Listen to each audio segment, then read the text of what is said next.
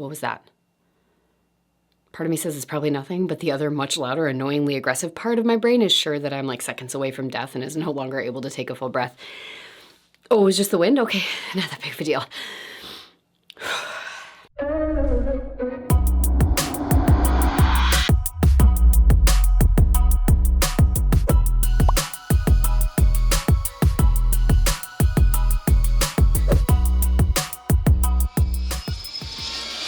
Hey everyone, how's it going? I'm Kira Wackett. Thanks for joining me for another video as we work to empower and equip you with the confidence and skills to write your own story so that you can live your life on purpose. Today, let's talk about fear and what we can do to change our relationship with it. Our fear brain is incredibly powerful, and its sole purpose is to protect us. But what do we do when it starts to perceive things as a threat that aren't really a threat, or when it starts to keep us from doing the things that we need, want, and deserve to do? See this picture? That's me, holding a rose hair tarantula named Ursula at the Portland Insectarium a few months ago. In an effort to overcome my fear of spiders and show Everly, my daughter, what it looks like to validate and move through my fears, I decided I should do this.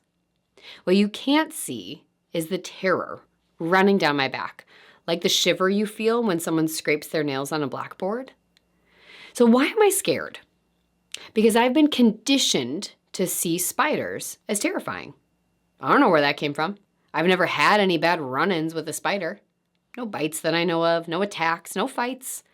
But if I see one of them in my house, anywhere, really, I lose all ability to focus on anything other than the trajectory that that spider is moving and how to kill it as quickly as possible, especially in the Pacific Northwest. Have you seen the hobo spider? What my brain says in those moments is, I have to get rid of the threat. A threat I logically know isn't actually a threat, but a threat nonetheless to move on so I can reconnect with my present state of being. Anyone see where I'm going with this? Exactly. The spider really is just a metaphor for our shame and our negative core beliefs. When our belief system is rooted in the fear that we are always a step away from losing connection, one of the things we need most of all to survive and thrive in the world, of course, we're going to find ourselves existing in that state of defense. So how many thoughts have our fear brains turned to certainties because of those deeply held beliefs and fears? How often have they taken something uncomfortable and turned it into something detrimental? And how has that affected the way that we show up in our daily lives?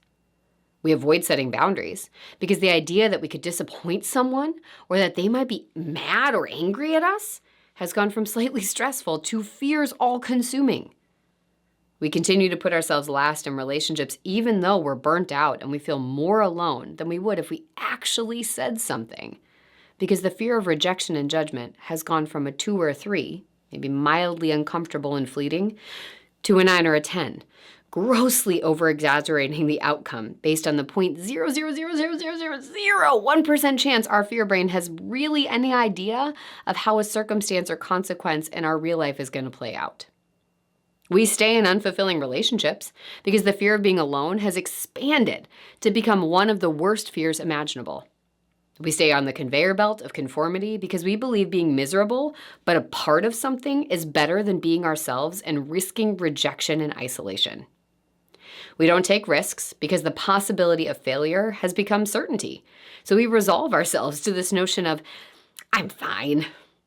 We talk ourselves out of reaching for something more because we believe at our cores we don't deserve it. So we should just be happy with what we have and not rock the boat, right? We kill our dreams, wants, and desires the same way I used to, and sometimes still do, kill spiders. The possibilities bring uncertainty, and that uncertainty is too scary to hold space for. So we have to cut it off at the head. But to what end?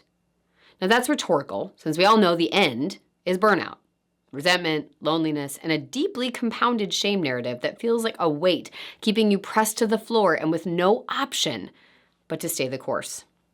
So what do we do about this? How do we break ourselves out of this cycle so that fear can be there, because we need it, but it's not driving the bus? The first thing that you need to do is learn more about your fear. What are you actually afraid of?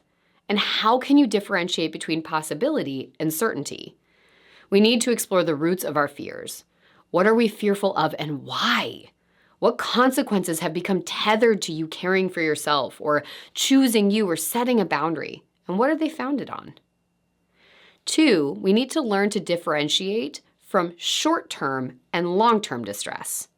Distress is experienced anytime we desire to feel, be, or do something different from what we're currently doing. Not choosing you has put you in a constant state of low-grade, perpetual distress of choosing to live inauthentically, to perpetuate the fears and beliefs of your shame. Not choosing you has put you in this constant state of low-grade, perpetual distress of choosing to live inauthentically, to perpetuate the fears and beliefs of your shame. That distress may seem more manageable than that high acuity, short-term distress that comes with doing that hard thing in the moment to get what we really need and want or should be doing to take care of ourselves. And over time, the compounding effects are exponentially worse. So in this, we need to learn more about the roots of distress to be able to decipher good pain from bad pain, and when we need to engage more deeply in the work and allow ourselves to walk through fear to let it go. 3rd, we need to develop our distress tolerance toolbox. As I mentioned, you aren't going to get to a place where you don't feel distressed when you start moving through your fears. It wouldn't have been reasonable the first time that I held that giant spider that I had no fear, no matter how hard I tried to logic my way through it. That's because fear is not logic-based. It's survival-based. The only way to dismantle the impact of my anxiety is to learn to work through that fear and allow my brain to unwire and rewire itself. That means having tools so that when I do feel stress, I can enact them and support myself in that state of distress to move through to the other side. Some of my favorites include cognitive diffusion, 5-4-3-2-1, progressive muscle relaxation, TCPP, and play it through to the end, which are all techniques that I've made videos and worksheets on, and I'm going to link down for you in the show notes. You can also use what's called subjective units of distress to dive deeper into understanding the range of anxiety and distress that you feel, what it looks like, and begin to explore what coping skills and supports help at different levels of anxiety.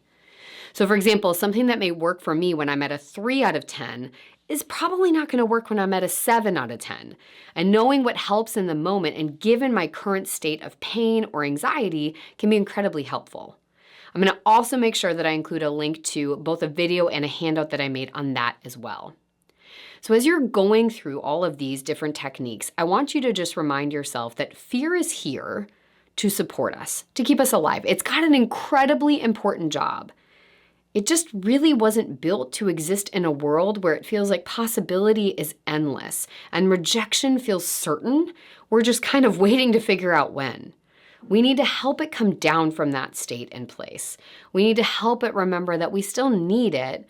Again, it just doesn't need to drive the bus. Now, when you first start doing some of this work, you're going to feel like, okay, this is not getting any easier. I understand how to help myself through it. It doesn't mean I want to do it, and I'm still going to avoid this thing that I don't want to do, or, oh, I did it, and now I feel way too intense about it, so I'm going to step back. I'm going to erode that boundary, or I'm going to say yes because saying no felt too hard. That's okay. It doesn't mean that every step forward has to continue to move us in that direction. Sometimes a step forward means we pivot to the side for a little bit, or we sit down and we take a pause. Go at a pace that works for you and remind yourself that over time, fear will lessen its hold because you're going to show it doesn't need to be in that survival state when we say no. Someone can be upset with us and we're still going to be okay. It might not feel good. That's not the same as being in a state of threat. So before you leave, I want you to let me know in the show notes what's one thing you're going to take away from this. Either a situation that's coming up for you that you really want to work through and start to dismantle the hold of your fear, or just one of these techniques that you're going to put into practice. If you download any of the handouts or you watch any of those other videos, come back and let us know how those helped you as well.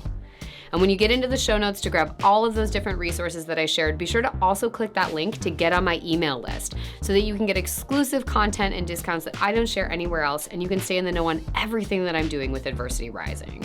And of course, if you like what you're hearing, hit that thumbs up and subscribe button, and sharing is caring. So send this video to someone else who could benefit from these resources and tools to start dismantling their own fear as well. Thank you so much for being here with me today. Remember, you get to write your own story. We don't have to keep giving fear the pen.